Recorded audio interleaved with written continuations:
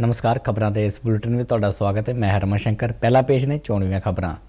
जगदीप धनखड़ भारत के 14वें उप राष्ट्रपति बने। राष्ट्रपति द्रौपदी मुर्मू ने उन्होंने अहुदे की सौं चुकाई।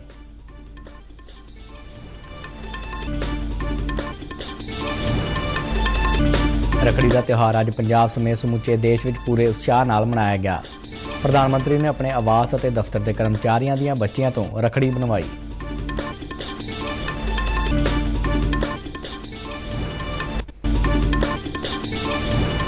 पंजाब के ट्रांसपोर्ट विभाग वालों टैक्स डिफाल्टरां तो रिकवरी लई चलाई गई एमनेस्टी स्कीम के तहत लगभग 39 करोड़ रुपए की रिकवरी की गई। डाक विभाग ने राष्ट्रीय झंडे की ऑनलाइन ऑर्डर की समय सिर डिलीवरी यकीनी बनाने लई नागरिकों को 12 अगस्त की अद्धी रात तो पहला आर्डर बुक करने की अपील की।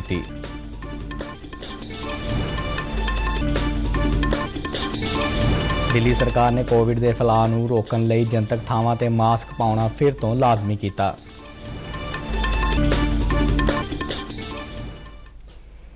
ते हुण खबरां विस्तार नाल। जगदीप धनखड़ देश के 14वें उप राष्ट्रपति बन गए ने। राष्ट्रपति द्रौपदी मुर्मू ने उन्होंने उप राष्ट्रपति के अहुदे की सौं चुकाई।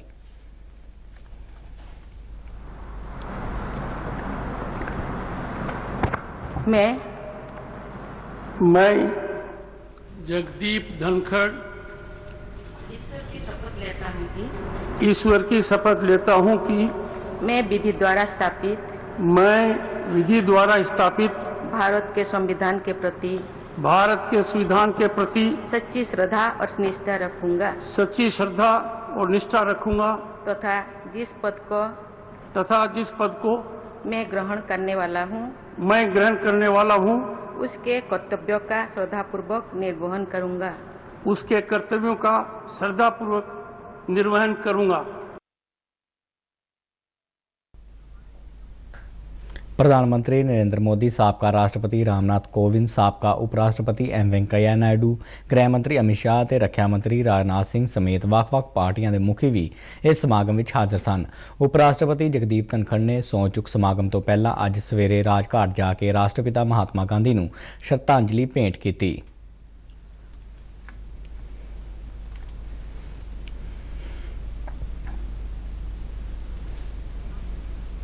उन्होंने एक ट्वीट में कहा कि राजघाट ते पूजनिक बापू नूं श्रद्धांजलि भेंट करदिआं उन्होंने अपने आप नूं देश सेवा लई आशीर्वाद प्राप्त होने ते प्रेरित होने की भावना महसूस हुई।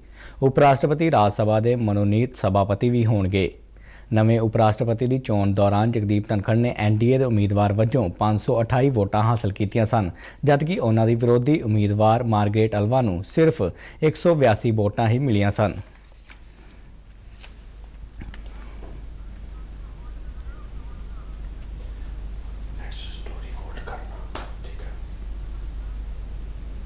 अज रखड़ी का त्यौहार देश विदेश में पूरे उत्साह नाल मनाया गया।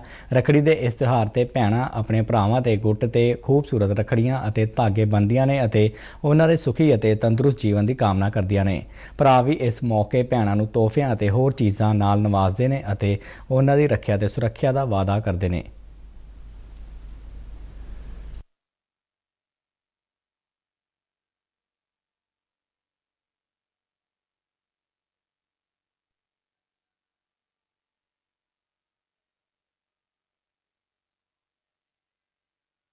राष्ट्रपति द्रौपदी मुर्मू और प्रधानमंत्री नरेंद्र मोदी ने रखड़ी के पवित्र त्यौहार से देशवासियों को बधाई दी।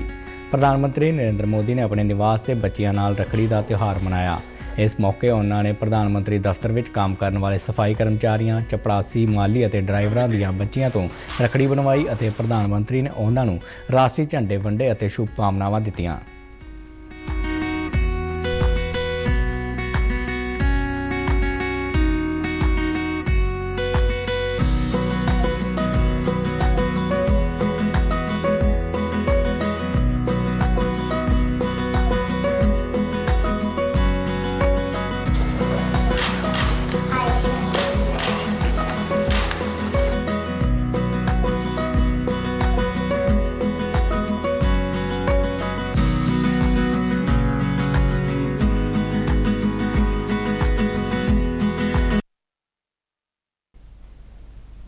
ਹਰ ਸਾਲ ਦੀ ਤਰ੍ਹਾਂ ਅੱਜ ਸਾਬਕਾ ਸਿਹਤ ਮੰਤਰੀ ਪ੍ਰੋਫੈਸਰ ਲక్ష్ਮੀ ਕਾਂਤਾ ਚਾਵਲਾ ਦੀ ਅਗਵਾਈ ਵਿੱਚ ਵਿਦਿਆਰਥੀਆਂ ਨੇ ਬਾਘਾ ਬਾਰਡਰ ਤੇ ਜਾ ਕੇ ਸਰਹੱਦੀ ਸੁਰੱਖਿਆ ਬਲਾਂ ਦੇ ਬਹਾਦਰ ਜਵਾਨਾਂ ਨੂੰ ਰੱਖੜੀ ਬੰਨ੍ਹ ਕੇ ਇਹ ਅਹਿਸਾਸ ਕਰਵਾਇਆ ਕਿ ਸਾਰਾ ਦੇਸ਼ ਇਹਨਾਂ ਸਰਹੱਦੀ ਰਾਖਿਆਂ ਦੇ ਨਾਲ ਖੜਾ ਹੈ।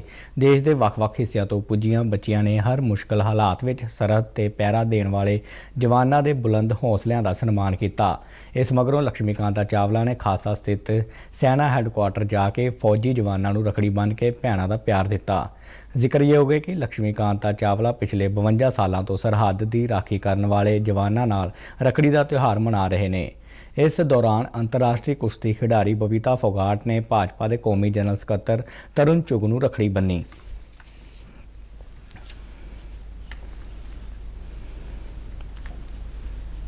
ਰਾਸ਼ਟਰੀ ਅਨੁਸੂਚਿਤ ਜਾਤੀ ਕਮਿਸ਼ਨ ਦੇ ਚੇਅਰਮੈਨ ਵਿਜੇ ਸਾਂਪਲਾ ਨੇ BSF ਕੇਂਦਰ ਖੜਕਾ ਵਿਖੇ ਭਾਜਪਾ ਮਹਿਲਾ ਮੋਰਚਾ ਦੀਆਂ ਕਾਰਜਕਰਤਾਵਾਂ ਵੱਲੋਂ ਸੈਨਿਕਾਂ ਨੂੰ ਰੱਖੜੀ ਬੰਨ੍ਹਣ ਦੇ 13ਵੇਂ ਪ੍ਰੋਗਰਾਮ ਨੂੰ ਸੰਬੋਧਨ ਕਰਦਿਆਂ ਕਿਹਾ ਕਿ ਸਾਡੇ ਵੀਰ ਸੈਨਿਕ ਸਾਡੀ ਰੱਖਿਆ ਦਾ ਸੰਕਲਪ ਲੈਣ ਕਾਰਨ ਰੱਖੜੀ ਦੇ ਤਿਉਹਾਰ ਤੇ ਵੀ ਆਪਣੇ ਪਰਿਵਾਰ ਤੋਂ ਦੂਰ ਬੈਠੇ ਨੇ।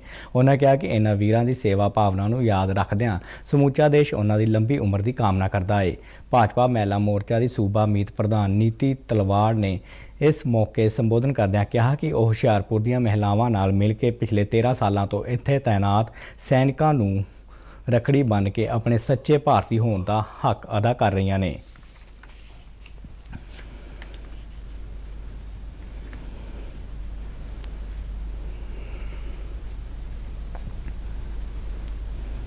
ਇਸ ਦੌਰਾਨ ਰੱਖੜੀ ਦੇ ਤਿਉਹਾਰ ਅਤੇ ਆਜ਼ਾਦੀ ਕਾ ਅੰਮ੍ਰਿਤ ਮਹੋਤਸਵ ਦੇ ਮੌਕੇ ਤੇ ਸਕੂਲੀ ਬੱਚਿਆਂ ਨੇ ਭਾਰਤੀ ਫੌਜ ਦੀ ਖੜਗਾ ਕੋਰ ਦੇ ਜਵਾਨਾਂ ਨੂੰ ਰੱਖੜੀ ਬੰਨ੍ਹੀ ਅਤੇ ਤਿਰੰਗਾ ਭੇਟ ਕੀਤਾ। ਫੌਜ ਦੇ ਬੁਲਾਰੇ ਨੇ ਦੱਸਿਆ ਕਿ ਇਸ ਮੌਕੇ ਤੇ ਲੜਕੀਆਂ ਨੇ ਸੈਨਿਕਾਂ ਨਾਲ ਗੱਲਬਾਤ ਕਰਦਿਆਂ ਭਾਰਤੀ ਫੌਜ ਵਿੱਚ ਸ਼ਾਮਲ ਹੋਣ ਲਈ ਪ੍ਰੇਰਨਾ ਅਤੇ ਸੰਕਲਪ ਲਿਆ ਅਤੇ ਸੈਨਿਕਾਂ ਨੇ ਆਪਣੇ ਦੇਸ਼ ਦੀ ਸੁਰੱਖਿਆ ਲਈ ਲਗਾਤਾਰ ਮਿਹਨਤ ਕਰਦੇ ਰਹਿਣ ਦਾ ਪ੍ਰਣ ਲਿਆ। ਇਸ ਮੌਕੇ ਬੱਚਿਆਂ ਵੱਲੋਂ ਦੇਸ਼ ਭਗਤੀ ਨਾਲ ਸਜਿਆ ਇੱਕ ਸੱਭਿਆਚਾਰਕ ਪ੍ਰੋਗਰਾਮ ਵੀ ਪੇਸ਼ ਕੀਤਾ। ਖੇਤੀਬਾੜੀ ਅਤੇ ਕਿਸਾਨ ਭਲਾਈ ਮੰਤਰੀ ਨਰਿੰਦਰ ਸਿੰਘ ਤੋਮਰ ਨੇ ਪਸ਼ੂ ਧਨ ਨੂੰ ਚਮੜੀ ਰੋਗ ਤੋਂ ਬਚਾਉਣ ਲਈ ਇੱਕ ਸਵਦੇਸ਼ੀ ਵੈਕਸੀਨ ਲੰਪੀ ਪ੍ਰੋਵੈਕ ਟੀਕੇ ਦੀ ਸ਼ੁਰੂਆਤ ਕੀਤੀ ਹੈ। ਇਸ ਵੈਕਸੀਨ ਨੂੰ ਹਰਿਆਣਾ ਸਥਿਤ ਹਿਸਾਰ ਦੇ ਰਾਸ਼ਟਰੀ ਪਸ਼ੂ ਖੋਜ ਕੇਂਦਰ ਨੇ ਵਿਕਸਿਤ ਕੀਤਾ ਹੈ। ਇਸ ਖੋਜ ਵਿੱਚ ਬਰੇਲੀ ਸਥਿਤ ਇੱਜ਼ਤ ਨਗਰ ਦੇ ਭਾਰਤੀ ਪਸ਼ੂ ਚਿਕਿਤਸਾ ਖੋਜ ਸੰਸਥਾਨ ਦੇ ਸਹਿਯੋਗ ਕੀਤਾ ਹੈ। ਇਸ ਮੌਕੇ ਤੇ ਤੋਮਰ ਨੇ ਇਸ ਟੀਕੇ ਨੂੰ ਲੰਪੀ ਰੋਗ ਤੇ ਖਾਤਮੇ ਲਈ ਮੀਲ ਦਾ ਪੱਥਰ ਦੱਸਿਆ ਹੈ। ਉਹਨਾਂ ਕਿਹਾ ਕਿ ਇਸ ਖੋਜ ਵਿੱਚ ਵਿਗਿਆਨਕਾਂ ਨੇ ਸਾਰੇ ਮਾਪਦੰਡਾਂ ਦਾ ਪਾਲਣ ਕਰਦਿਆਂ 100% ਪ੍ਰਭਾਵੀ ਵੈਕਸੀਨ ਵਿਕਸਿਤ ਕਰ ਲਈ ਹੈ। ਇਹ ਵੈਕਸੀਨ ਲੰਪੀ ਰੋਗ ਤੋਂ ਨਿਜਾਤ ਦਿਵਾਉਣ ਵਿੱਚ ਕਾਰਗਰ ਹੋਵੇਗੀ। ਕੇਂਦਰ ਨੇ ਇਸ ਮਹੀਨੇ ਦੀ 31 ਤਰੀਕ ਤੋਂ ਹਵਾਈ ਟਿਕਟਾਂ ਤੇ ਲੱਗੀ ਕਿਰਾਇਆ ਹੱਦ ਹਟਾਉਣ ਦਾ ਫੈਸਲਾ ਕੀਤਾ ਹੈ। ਸ਼ਹਿਰੀ ਹਵਾਬਾਜ਼ੀ ਮੰਤਰਾਲਾ ਵੱਲੋਂ ਮਈ 2020 ਵਿੱਚ ਹਵਾਈ ਕਿਰਾਏ ਦੀ ਹੱਦ ਤੈਅ ਕਰ ਦਿੱਤੀ ਗਈ ਸੀ। ਸ਼ਹਿਰੀ ਹਵਾਬਾਜ਼ੀ ਬਾਰੇ ਮੰਤਰੀ ਜੋਤਿਰਾਦਿੱਤਿਆ ਸਿੰਧਿਆ ਨੇ ਇੱਕ ਟਵੀਟ ਵਿੱਚ ਕਿਹਾ ਕਿ 에ਅਰ ਟਰਬਾਈਨ ਬਾਲਣ ਦੀ ਰੋਜ਼ਾਨਾ ਮੰਗ ਅਤੇ ਕੀਮਤਾਂ ਦੇ ਡੂੰਘੇ ਵਿਸ਼ਲੇਸ਼ਣ ਤੋਂ ਬਾਅਦ ਇਹ ਫੈਸਲਾ ਕੀਤਾ ਗਿਆ ਹੈ।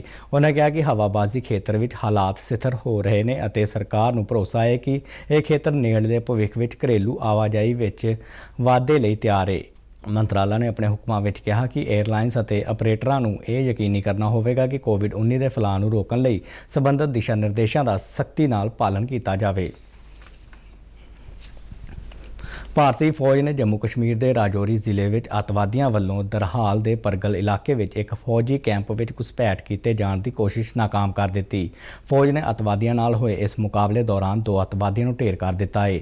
ਮੁਕਾਬਲੇ ਵਿੱਚ ਫੌਜ ਦੇ 3 ਜਵਾਨ ਵੀ ਸ਼ਹੀਦ ਹੋ ਗਏ ਜਦਕਿ 2 ਜ਼ਖਮੀ ਹੋ ਗਏ। ਜੰਮੂ ਪੁਲਿਸ ਦੇ ਵਧੀਕ ਡਾਇਰੈਕਟਰ ਜਨਰਲ ਮੁਕੇਸ਼ ਸਿੰਘ ਨੇ ਜੰਮੂ ਵਿੱਚ ਇਹ ਜਾਣਕਾਰੀ ਦਿੰਦਿਆਂ ਦੱਸਿਆ ਕਿ ਕੁਝ ਅੱਤਵਾਦੀਆਂ ਨੇ ਪਰਗਲ ਸਥਿਤ ਫੌਜੀ ਕੈਂਪ ਦੀ ਵਾੜ ਨੂੰ ਪਾਰ ਕਰਨ ਦੀ ਕੋਸ਼ਿਸ਼ ਕੀਤੀ, ਜਿਸ ਤੋਂ ਬਾਅਦ ਦੋਹਾਂ ਪਾਸਿਆਂ ਤੋਂ ਗੋਲੀਬਾਰੀ ਸ਼ੁਰੂ ਹੋ ਗਈ। ਸੁਰੱਖਿਆ ਬਲਾਂ ਵੱਲੋਂ ਇਲਾਕੇ ਵਿੱਚ ਤਲਾਸ਼ੀ ਅਭਿਆਨ ਵੀ ਤੇਜ਼ ਕਰ ਦਿੱਤਾ ਗਿਆ ਹੈ।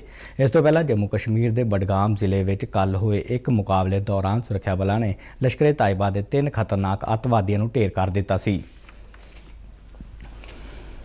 ਭਾਰਤੀ ਜਨਤਾ ਪਾਰਟੀ ਦੇ ਕੌਮੀ ਜਨਰਲ ਸਕੱਤਰ ਤਰੁਣ ਚੁੱਗ ਨੇ ਪੰਜਾਬ ਸਰਕਾਰ ਨੂੰ ਬਦਲੇ ਦੀ ਰਾਜਨੀਤੀ ਛੱਡ ਕੇ ਇਮਾਨਦਾਰੀ ਦੀ ਰਾਜਨੀਤੀ ਕਰਨ ਲਈ ਕਿਹਾ ਹੈ। ਉਹਨਾਂ ਨੇ ਪੱਤਰਕਾਰਾਂ ਨਾਲ ਗੱਲਬਾਤ ਕਰਦਿਆਂ ਸਾਧੂ ਸਿੰਘ ਧਰਮਸੋਤ ਅਤੇ ਮਦਨ ਜਲਾਲਪੁਰ ਤੇ ਰਾਜਨੀਤੀ ਦੇ ਕਸਦੇ ਸ਼ਿਕੰਜੇ ਨੂੰ ਬਦਲੇ ਦੀ ਰਾਜਨੀਤੀ ਕਰਾਰ ਦਿੱਤਾ। ਉਹਨਾਂ ਨੇ ਸੂਬੇ ਵਿੱਚ ਪੋਸਟ ਮੈਟ੍ਰਿਕ ਸਕਾਲਰਸ਼ਿਪ ਦੀ ਰਕਮ ਤੇ ਆਉਣ ਵਿੱਚ ਦੇਰੀ ਤੇ ਵੀ ਸਵਾਲ ਉਠਾਇਆ। ਉਹਨਾਂ ਨੇ ਸਰਕਾਰ ਨੂੰ ਸੂਬੇ ਵਿੱਚ ਕਾਨੂੰਨ ਅਤੇ ਪ੍ਰਬੰਧ ਦੀ ਸਥਿਤੀ ਨੂੰ ਸੁਧਾਰਨ ਲਈ ਠੋਸ ਕਦਮ ਚੁੱਕਣ ਲਈ ਕਿਹਾ। ਸੌਦੇਬਾਜ਼ੀਆਂ ਛੱਡ ਕੇ ਦਲਿਤ ਭਾਈਚਾਰੇ ਦੇ ਬੱਚਿਆਂ ਨੂੰ ਇਨਸਾਫ ਦਿਵਾਓ। 7 ਦਿਨਾਂ 'ਚ ਜਵਾਬ ਮੰਗਿਆ ਸੀ, ਹਜੇ ਤੱਕ ਉਹ ਪੈਸਾ ਬੱਚਿਆਂ ਤੱਕ ਨਹੀਂ। ਐਸਾ ਕਿ ਡਰ ਦਾ ਮਾਹੌਲ ਪੂਰੇ ਪੰਜਾਬ 'ਚ ਹੈ।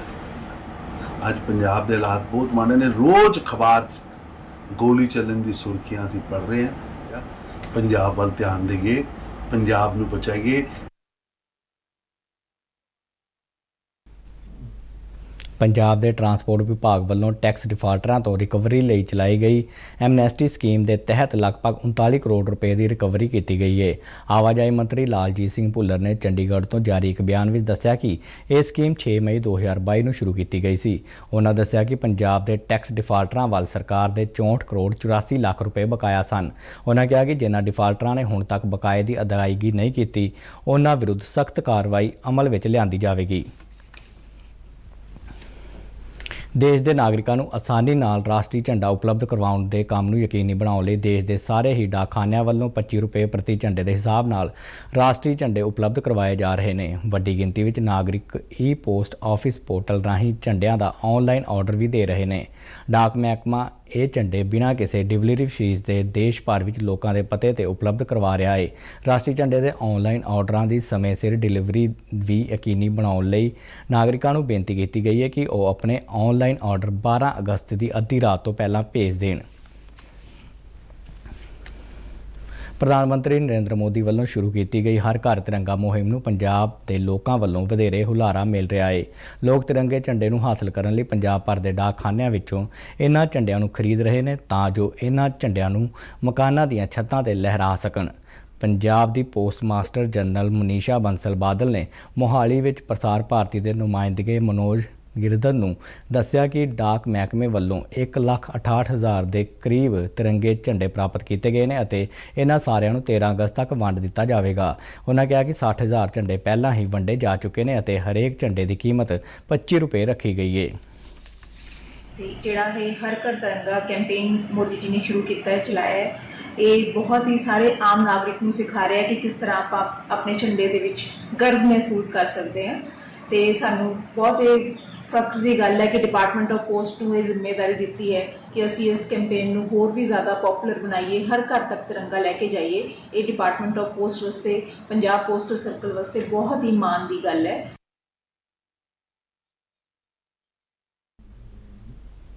ਦੇਸ਼ ਦੀ ਆਜ਼ਾਦੀ ਦੇ 75ਵੀਂ ਵਰ੍ਹੇਗੰਢ ਤੇ ਆਜ਼ਾਦੀ ਕਾ ਅੰਮ੍ਰਿਤ ਮਹੋਤਸਵ ਤਹਿਤ ਪਠਾਨਕੋਟ ਵਿੱਚ ਬੀਜੇਪੀ ਦੇ ਸੂਬਾ ਪ੍ਰਧਾਨ ਅਸ਼ਵਨੀ ਸ਼ਰਮਾ ਦੀ ਅਗਵਾਈ ਵਿੱਚ ਤਿਰੰਗਾ ਯਾਤਰਾ ਕੱਢੀ ਗਈ। ਅਸ਼ਵਨੀ ਸ਼ਰਮਾ ਨੇ ਇਸ ਮੌਕੇ ਕਿਹਾ ਕਿ ਪ੍ਰਧਾਨ ਮੰਤਰੀ ਵੱਲੋਂ ਲੋਕਾਂ ਨੂੰ ਹਰ ਘਰ ਤਿਰੰਗਾ ਲਹਿਰਾਉਣ ਦਾ ਸੱਦਾ ਦਿੱਤਾ ਗਿਆ ਹੈ ਕਿਉਂ ਜੋ ਤਿਰੰਗਾ ਇਕਜੁੱਟਤਾ ਅਤੇ ਅੰਮ੍ਰਿਤ ਮਹੋਤਸਵ ਤਹਿਤ ਸ਼ਹੀਦਾਂ ਨੂੰ ਨਮਨ ਕਰਨ ਦਾ ਪ੍ਰਤੀਕ ਹੈ। ਉਹਨਾਂ ਕਿਹਾ ਕਿ ਬੀਜੇਪੀ ਵੱਲੋਂ ਤਿਰੰਗਾ ਯਾਤਰਾ ਕੱਢ ਕੇ ਲੋਕਾਂ ਨੂੰ ਜਾਗਰੂਕ ਕੀਤਾ ਜਾ ਰਿਹਾ ਹੈ। ਉਹਨਾਂ ਸਾਰਿਆਂ ਨੂੰ ਅਪੀਲ ਕੀਤੀ ਕਿ ਉਹ ਆਪਣੇ ਘਰਾਂ ਤੇ ਤਿਰੰਗਾ ਲਹਿਰਾ ਕੇ ਸ਼ਹੀਦਾਂ ਨੂੰ ਨਮਨ ਕਰਨ। ਆਜ਼ਾਦੀ ਦੇ 75 ਸਾਲ ਹੋਏ ਨੇ।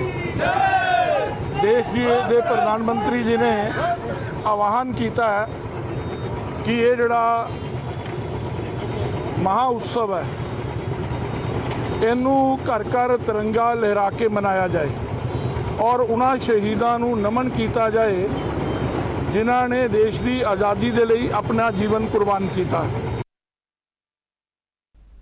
ਆਜ਼ਾਦੀ ਕਾ ਅੰਮ੍ਰਿਤ ਮਹੋਤਸਵ ਤਹਿਤ 13 ਤੋਂ 15 ਅਗਸਤ ਤੱਕ ਹਰ ਘਰ ਤਿਰੰਗਾ ਅਭਿਆਨ ਨੂੰ ਸਫਲ ਬਣਾਉਣ ਲਈ ਅਤੇ ਜਨਤਾ ਨੂੰ ਪ੍ਰੇਰਿਤ ਕਰਨ ਲਈ ਸਾਬਕਾ ਮੰਤਰੀ ਮਨੋਰੰਜਨ ਕਾਲੀਆ ਦੀ ਅਗਵਾਈ ਵਿੱਚ ਜਲੰਧਰ ਵਿੱਚ ਤਿਰੰਗਾ ਯਾਤਰਾ ਦਾ ਆਯੋਜਨ ਕੀਤਾ ਗਿਆ। ਇਹ ਯਾਤਰਾ ਉਹਨਾਂ ਦੇ ਨਿਵਾਸ ਤੋਂ ਸ਼ੁਰੂ ਹੋ ਕੇ ਜਲੰਧਰ ਦੇ ਵੱਖ-ਵੱਖ ਇਲਾਕਿਆਂ ਵਿੱਚ ਕੱਢੀ ਗਈ। ਮਨੋਰੰਜਨ ਕਾਲੀਆ ਨੇ ਲੋਕਾਂ ਨੂੰ 13 ਤੋਂ 15 ਅਗਸਤ ਤੱਕ ਆਪਣੇ ਘਰਾਂ ਦੀਆਂ ਛੱਤਾਂ ਤੇ ਰਾਸ਼ਟਰੀ ਝੰਡਾ ਲਹਿਰਾਉਣ ਦੀ ਅਪੀਲ ਕੀਤੀ। ਇਸ ਮੌਕੇ ਤੇ ਭਾਜਪਾ ਦੇ ਜ਼ਿਲ੍ਹਾ ਪ੍ਰਧਾਨ ਸੁਸ਼ੀਲ ਸ਼ਰਮਾ ਤੇ ਭਾਜਪਾ ਯੁਵਾ ਮੋਰਚਾ ਦੇ ਜ਼ਿਲ੍ਹਾ ਪ੍ਰਧਾਨ ਬਲਜੀਤ ਸਿੰਘ ਪ੍ਰਿੰਸ ਸਮੇਤ ਪਾਰਟੀ ਕਾਰਜਕਰਤਾਵਾਂ ਨੇ ਹਿੱਸਾ ਲਿਆ। ਪੰਜਾਬ ਵਿੱਚ ਆਪ ਸਰਕਾਰ ਦੇ ਐਡਵੋਕੇਟ ਜਨਰਲ ਰਹੇ ਅਨਮੋਲ ਰਤਨ ਸਿੰਘ ਸਿੱਧੂ ਵੱਲੋਂ SC-BC ਵਰਗ ਨੂੰ ਲੈ ਕੇ ਕੀਤੀ ਗਈ ਇਤਰਾਜ਼ਯੋਗ ਟਿੱਪਣੀ ਦੇ ਵਿਰੋਧ ਵਿੱਚ ਕੱਲ੍ਹ 12 ਅਗਸਤ ਨੂੰ ਸਵੇਰੇ 9 ਵਜੇ ਤੋਂ ਸ਼ਾਮ 5 ਵਜੇ ਤੱਕ ਦਿੱਤੀ ਗਈ ਪੰਜਾਬ ਬੰਦ ਦੀ ਕਾਲ ਵਾਪਸ ਲੈ ਲਈ ਗਈ ਹੈ। ਇਹ ਐਲਾਨ Balmik tiger force all India ਅਤੇ ਗੁਰੂ ਰਵਿਦਾਸ ਟਾਈਗਰ ਫੋਰਸ ਪੰਜਾਬ ਵੱਲੋਂ ਸਾਂਝੇ ਤੌਰ ਤੇ ਕੀਤਾ ਗਿਆ ਹੈ। ਮੁੱਖ ਮੰਤਰੀ ਭਗਵੰਤ ਮਾਨ ਨੇ ਇਸ ਸੰਬੰਧੀ 19 ਤਰੀਕ ਨੂੰ ਉਹਨਾਂ ਨੂੰ ਬੈਠਕ ਲਈ ਬੁਲਾਇਆ ਹੈ। ਆਜ਼ਾਦੀ ਦੀ 75ਵੀਂ ਵਰ੍ਹੇਗੰਢ ਅਤੇ ਆਜ਼ਾਦੀ ਕਾ ਅੰਮ੍ਰਿਤ ਮਹੋਤਸਵ ਦੇ ਜਸ਼ਨਾਂ ਤਹਿਤ ਭਾਰਤੀ ਫੌਜ ਦੀ ਗੋਲਡਨ ਐਰੋ ਡਿਵੀਜ਼ਨ ਵੱਲੋਂ ਵਿਸ਼ੇਸ਼ ਸਮਾਗਮਾਂ ਦਾ ਆਯੋਜਨ ਕੀਤਾ ਗਿਆ ਹੈ। ਇਸੇ ਲੜੀ ਵਿੱਚ ਫਿਰੋਜ਼ਪੁਰ ਵਿਖੇ ਫੌਜੀ ਪਾਈ ਬੈਂਡ ਵੱਲੋਂ ਸ਼ਾਨਦਾਰ ਸੰਗੀਤਕ ਪ੍ਰਦਰਸ਼ਨ ਕੀਤਾ ਗਿਆ। ਫਿਰੋਜ਼ਪੁਰ ਦੇ ਸੈਰੇਨਿਟੀ ਪਾਰਕ ਵਿੱਚ ਫੌਜੀ ਬੈਂਡ ਨੇ ਦੇਸ਼ ਭਗਤੀ ਅਤੇ ਮਿਲਟਰੀ ਦੀਆਂ ਧੁਨਾਂ ਵਜਾ ਕੇ ਸਰੋਤਿਆਂ ਵਿੱਚ ਦੇਸ਼ ਭਗਤੀ ਦੀ ਭਾਵਨਾ ਨੂੰ ਜਗਾ ਦਿੱਤਾ।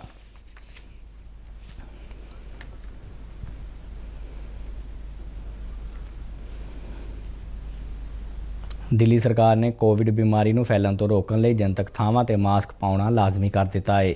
ਨਿਯਮ ਦੀ ਉਲੰਘਣਾ ਕਰਨ ਵਾਲਿਆਂ ਨੂੰ 500 ਰੁਪਏ ਦਾ ਜੁਰਮਾਨਾ ਦੇਣਾ ਹੋਵੇਗਾ। ਹਾਲਾਂਕਿ ਨਿੱਜੀ ਵਾਹਨ ਵਿੱਚ ਸਫ਼ਰ ਸਮੇਂ ਇਹ ਲਾਗੂ ਨਹੀਂ ਹੋਵੇਗਾ। ਰਾਸ਼ਟਰੀ ਰਾਜਧਾਨੀ ਪਿਛਲੇ 24 ਘੰਟਿਆਂ ਦੌਰਾਨ ਕੋਵਿਡ ਦੇ 2146 ਮਾਮਲੇ ਦਰਜ ਕੀਤੇ ਗਏ ਨੇ। ਇੱਕ ਸਿਹਤ ਬੁਲੇਟਿਨ ਅਨੁਸਾਰ ਕੋਰੋਨਾ ਨਾਲ 8 ਲੋਕਾਂ ਦੀ ਜਾਨ ਚਲੀ ਗਈ। ਸ਼ਹਿਰ ਵਿੱਚ ਕੋਵਿਡ ਲਾਗ ਦੀ ਦਰ ਵੱਧ ਕੇ 17.83% ਹੋ ਗਈ ਹੈ। ਖਬਰਾਂ ਦੇ ਬੁਲੇਟਿਨ ਸਾਡੇ ਦਰਸ਼ਕ RNU DDK ਜਲੰਧਰ ਦੇ YouTube ਚੈਨਲ, Facebook ਪੇਜ ਅਤੇ Twitter ਹੈਂਡਲ ਤੇ ਵੀ ਦੇ ਸਕਦੇ ਨੇ। ਤੇ ਇਸ ਦੇ ਨਾਲ ਹੀ ਖਬਰਾਂ ਦਾ ਇਹ ਬੁਲੇਟਿਨ ਖਤਮ ਹੋਇਆ। ਇਜਾਜ਼ਤ ਦਿਓ। ਨਮਸਕਾਰ।